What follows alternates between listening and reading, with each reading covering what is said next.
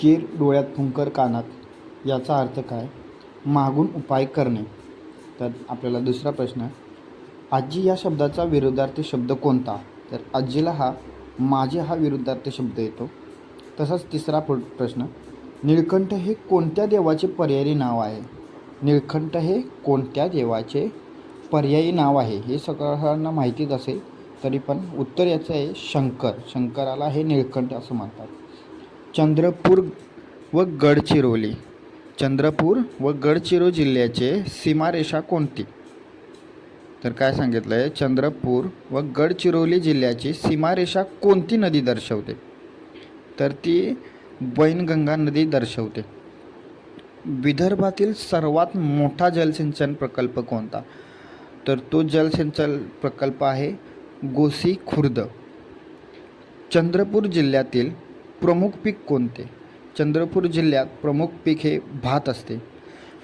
तसेच महाराष्ट्राच्या पूर्वेस असणारा जिल्हा कोणता?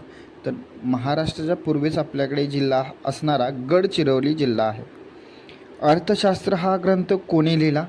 तर तो अर्थशास्त्र ग्रंथ हा चाणक्य यांनी लिहिला. आणि पहिला खो खो विश्वचषक स्पर्धा 2025 पुरुष व महिला दोन्ही गटात विजेता देश कोणता? तर दोन्ही गटात विजेता देश आपला भारत ठरला असून त्या विश्वचषक 2025चे जे कर्णधार होते ते प्रतीक वायकर आणि प्रियंका इंगळे हे दोन कर्णधार होते. बिहार राज्याची राजधानी कोणती? तर ती पटना आहे. बिहारची राजधानी पटना आहे. ग्रामगीता हा ग्रंथ कोणी लिहिला? तर तो संत तुकडोजी महाराज यांनी लिहिला. चंद्रपूर जिल्ह्यातील आंदणवनची स्थापना कोणी केली?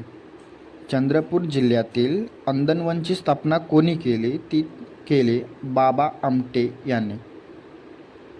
चंपारण्यातील शेतकऱ्यांचा लढा हा कशाशी संबंधित होता? तो नीळ याशी संबंधित होता. बांगडा हे कोणत्या राज्याचे नृत्य आहे? तर ते नृत्य पंजाब राज्याचे नृत्य आहे. तसेच T20 क्रिकेट वर्ल्ड कप 2024 कोणत्या देशाने जिंकला? तर तो सर्वांनाच माहीत असेल, भारत देशाने जिंकला. आता जस्ट प्रश्न येऊन गेला, पहिला खो खो विश्वचषक स्पर्धा 2025चे मुलामुलीचे कर्णधार कोण होते?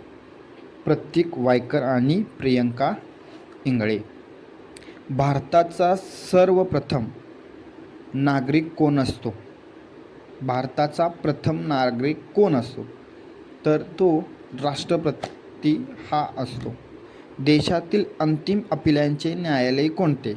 तर ते सर्वोच्च न्यायालय.